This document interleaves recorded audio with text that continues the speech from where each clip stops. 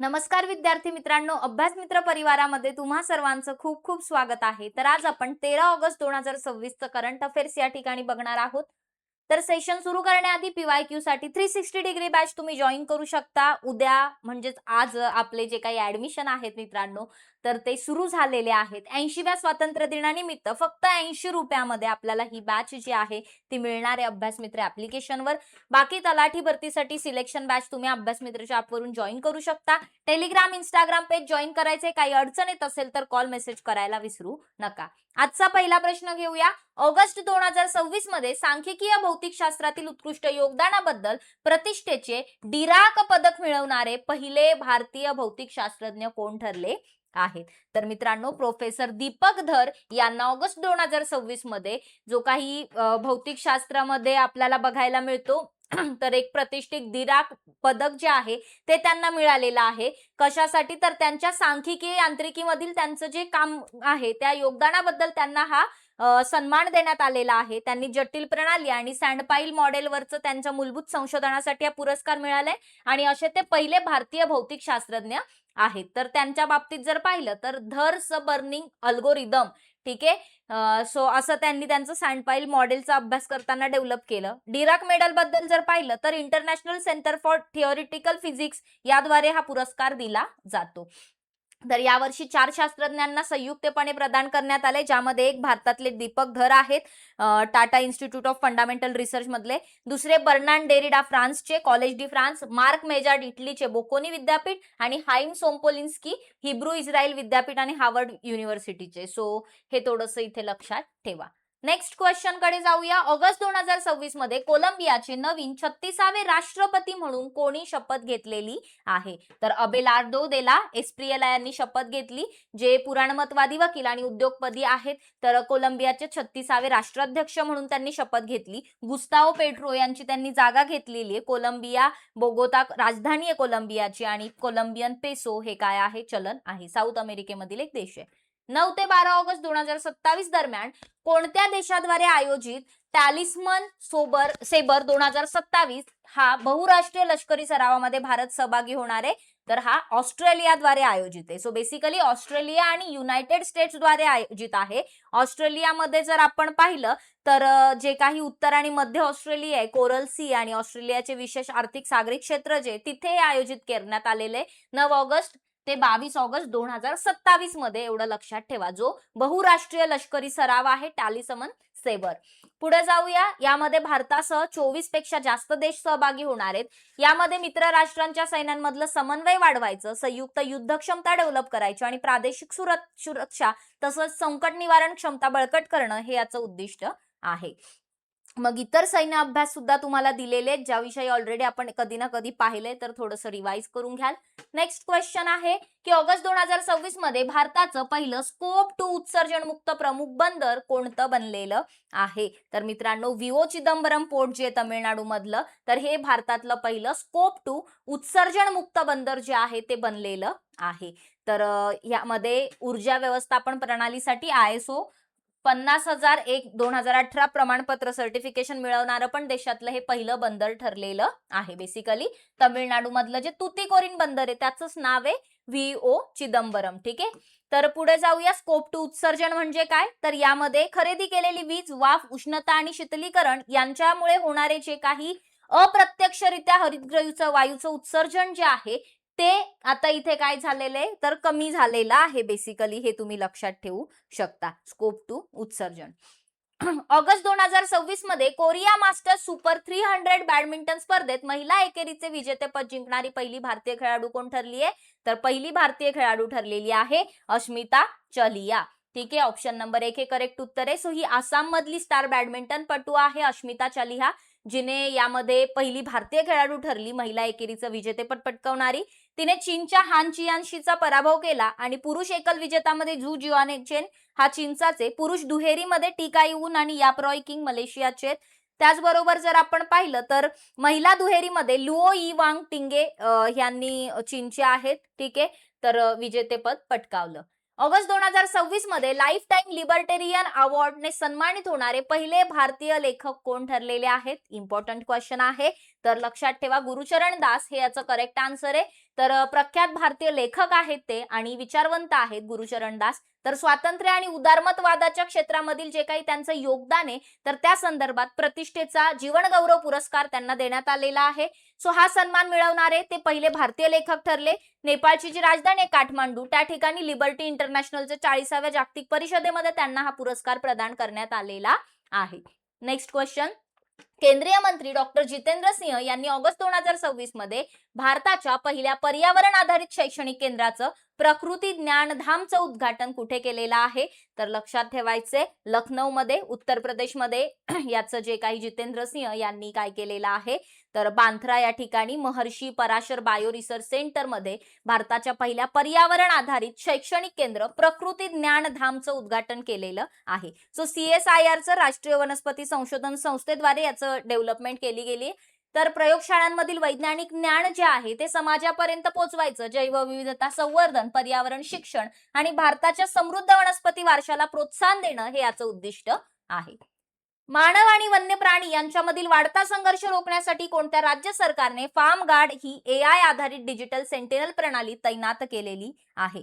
मित्रांनो, केरळम. Option number 1 हे correct उत्तर येईल. केरळ राज्य सरकारने फार्म गार्ड नावाची AI आधारित डिजिटल सेंटिनेल प्रणाली जी आहे ती तैनात केली आहे. केरळमधलं जे तिरुअनंतपुरम जिल्हा आहे, कोल्लम, त्रिशूर आणि पलक्कड यांसारखे जे काही उच्च जोखमीचे वनक्षेत्र आहेत, तर त्यामध्ये पश्चिम घाटाच्या संवेदनशील सीमावर्ती भागांमध्ये तैनात करण्यात आलेलं आहे.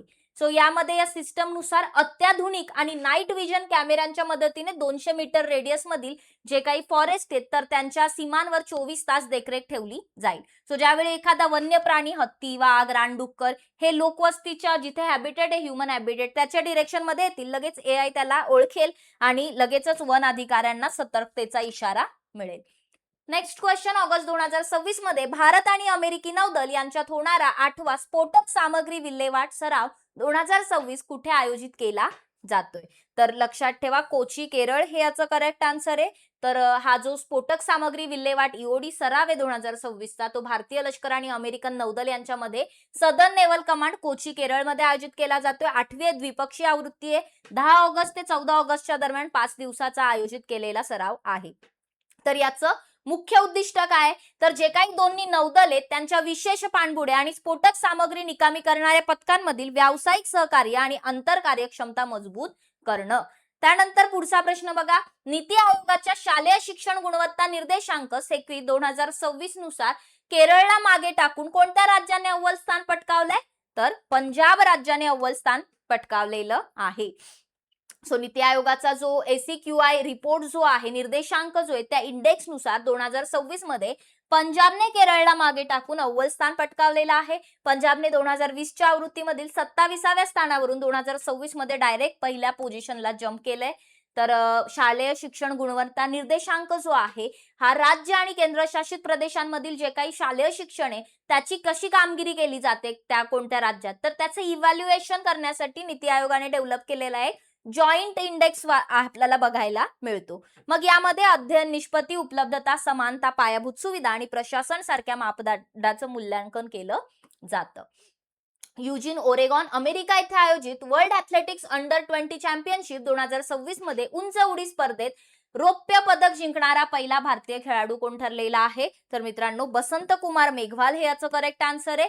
सो अमेरिकेमधील युजिन, ओरेगॉन या ठिकाणी झालेले जागतिक ॲथलेटिक्स अंडर 20 चॅम्पियनशिप मध्ये जो भारतीय खेळाडू ठरला पहिला तो बसंत कुमार मेघवाल यांनी रौप्य पदक जिंकलेला आहे. सो 2.21 मीटरची सगळ्यात म्हणजे सर्वोत्तम उडी मारून त्याने हा पराक्रम साधला. अनूपगड राजस्थानचा तो रहिवासी आहे.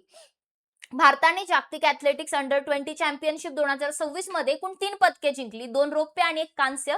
सो यामध्ये आशिष यादव पुरुष भालाफेक मध्ये त्याला रौप्य पदक मिळालं आणि बसंत कुमार तर पाहिलंच तसं शाहनवाज खानला पुरुषांच्या लांब उडीमध्ये कांस्य पदक मिळालेलं आहे.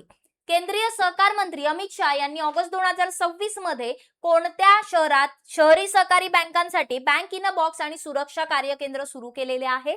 तर मुंबई या शहरामध्ये महाराष्ट्रामध्ये ऑगस्ट 2026 मध्ये अमित शहा यांनी काय केलेले, बँक इन अ बॉक्स आणि सुरक्षा कार्य केंद्र सुरू केलं. So bank in a box हा काय, तर एक एकात्मिक सेवा बंडल आहे जो लहान आणि एकल शाखा शहरी सहकारी बँकांना कुठल्याही मोठ्या गुंतवणुकीशिवाय core banking, digital payment, cloud सेवा यांसारख्या जागतिक दर्जाच्या सुविधा प्रदान करेल. तसंच सुरक्षा कार्य संचालन केंद्र जे आहे एसओसी, हे वाढत्या डिजिटल आर्थिक फसवणुकीचा सामना करण्यासाठी नागरी सहकारी संस्थांना यूएसबीजला 24/7 सायबर देखरेख आणि सुरक्षा सहाय्य प्रदान करेल.